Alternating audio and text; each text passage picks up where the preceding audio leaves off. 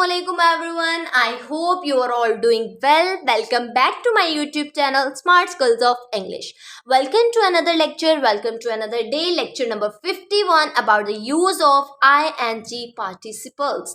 आज मैं आपके लिए जो लेक्चर लेकर आई हूँ वो है ing participles के बारे में, यानी जिसको हम फोर्थ फॉर्म भी बोलते हैं, यानी फर्स्ट फॉर्म के साथ अगर हम ing लगा दें that is called fourth form. So basically आज का लेक्चर बहुत ज़्यादा इंटरेस्टिंग है और बहुत ज़्यादा बेनिफिशियल होने वाला है ये आपके लिए, अगर आप इस वीडियो को पूरा लास्ट तक देखेंगे, बिल्कुल अच्छे से समझेंगे. होपफुली कि आपको बहुत कुछ नया सीखने को मिलेगा. सो आज मैं आपको बताऊंगी यूज़ ऑफ ing पार्टिसिपल्स के बारे में. बेसिकली अगर देखा जाए तो मुझे ये लेक्चर्स बहुत मज़े के लग रहे हैं क्योंकि इनमें आपको बहुत कुछ सीखने के लिए मिलता है. आपकी इंग्लिश इंप्रूव होती है, आपकी वोकेबलरी इंप्रूव होती है. ठीक है, सो सबसे पहले मैं आपको अपने लेक्चर का स्टार्ट करती हूँ, आपको बताती हूँ. Present participles is a form और a word that ends in ing and is used with verb to be. यानी प्रेजेंट पार्टिसिपल्स में किसी वर्ड्स के साथ अगर हम ing का यूज करते हैं किसी वर्ब के साथ, they always behave as verbs. तो वो फिर क्या है, हमारे इमदादी फेल कहलाते हैं. और you know very well verbs are the action words just like as running, eating, playing, walking, यानी कि एक्शन वर्ड्स होते हैं, इमदादी फेल होते हैं. अब आपको वर्ब की भी डेफिनेशन रिवाइज करवा दूंगी इनसे. A verb is a word that shows an action. जो किसी भी काम को, किसी भी फेल को शो करता है उसको हम वर्ब कहते हैं. ठीक है, सो बेसिकली प्रेजेंट पार्टिसिपल में किसी वर्ड के साथ ing लगा देते हैं तो वो किसी वर्ब के साथ यूज होता है. That is called use of ing participles. ing participle change its class according to sentence. ये बात आपने बहुत ज़्यादा याद रखनी है कि जो ing participles होते हैं ना वो अपने सेंटेंस को अपनी क्लास के अकॉर्डिंग चेंज करते हैं. ठीक है, कोई भी सेंटेंस हो सकता है. अब जैसे अभी मैंने आपको बताया कि एक्शन वर्ड्स हमारे होते हैं रनिंग, ईटिंग, वॉकिंग, ये एक्शन वर्ड्स हैं. अब WAL के वॉक है तो इसके साथ अगर मैंने ing लगा दिया तो डेफिनेटली एक न्यू वर्ड क्रिएट हो गया वॉकिंग. वॉक का मतलब होता है चलना एंड वॉकिंग चल रहा है. ठीक है, जैसे ही इज वॉकिंग वो चल रहा है, ही वॉक्स वो चलता है. तो आपने देखा कि दोनों सेंटेंसेस की जो लॉजिक थी वो चेंज हो गई. अब इसी तरह ये कि इसको हम फोर्थ फॉर्म बोलते हैं. अभी जैसे हमने रिसेंटली, अगर आपको याद हो, हमने अपने टेंसेस के जितने भी लेक्चर्स किए हैं प्रेजेंट इंडेफिनिट से ऑनवर्ड, जितने भी 12 टेंसेस मैंने आपको सिखाए, तो उनमें हमारा ing का बहुत मेन रोल था. जैसे present continuous, past continuous, future continuous, इसमें हम फर्स्ट फॉर्म के साथ ing यूज़ करते थे. जब बच्चों को बेसिकली ये पता चल जाता है ना कि हमने किस तरह फॉर्म को यूज़ करना है, हमने किस वर्ड के साथ ing पुट करना है, तो सेंटेंसेस तो उनके बहुत अच्छे हो जाते हैं.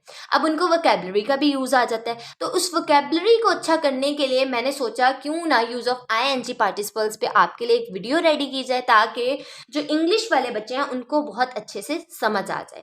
सो बेसिकली ये जो अभी आपको पेज पे नज़र आ रहा है, इंट्रो मैंने इसका बताया है, डेफिनेशन बताई है कि प्रेजेंट पार्टिसिपल को हम किसी वर्ड के साथ अगर हम ing यूज़ कर देते हैं तो वो वर्ब बन जाता है, यानी कि वो हमारा इमदादी फेल बन जाता है.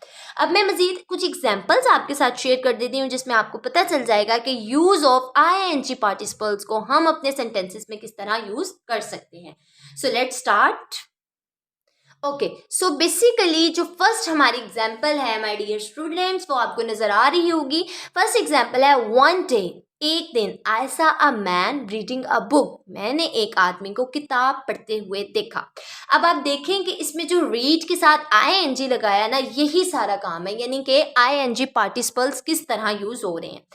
मैं ये ऐसे भी लिख सकती थी वन डे आई सा a man read a book. मैंने एक आदमी को किताब पढ़ते देखा, लेकिन हमने इसलिए ये लिखा कि मैंने उस पार्टिसिपल ing पार्टिसिपल को अपने सेंटेंस में किस तरह यूज़ कर रहा है. ठीक है, वन डे एक दिन, आई सा अ मैन मैंने एक आदमी को देखा, रीडिंग अ बुक किताब पढ़ रहा था. ठीक है, उसके साथ ing को सेंटेंस के दरमियान में एज अ वर्ब यूज़ किया है, as a action word use किया है. ठीक है, तो इसलिए हमने ing पुट किया. The second example is that I saw another man. मैंने एक और आदमी देखा पेंटिंग अ वॉल, जो कि दीवार को पेंट कर रहा था. तो उस सेंटेंस में पेंटिंग का ये रोल था कि मैंने पेंट अ वॉल अगर लिखती सेंटेंस की लॉजिक चेंज हो जाती.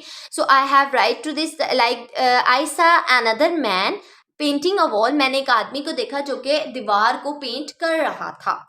उसमें वर्ब के साथ हमने किस तरह यूज़ किया है। वी सा अ डॉग, हमने एक कुत्ता देखा, रनिंग टूवर्ड्स अस, जो हमारी तरफ भागता हुआ आ रहा था। द मैन सा द डॉग अप्रोचिंग दैम, एक आदमी ने एक कुत्ता देखा जो कि उनको अप्रोच करने की कोशिश कर रहा था, उनको पकड़ने की कोशिश कर रहा था।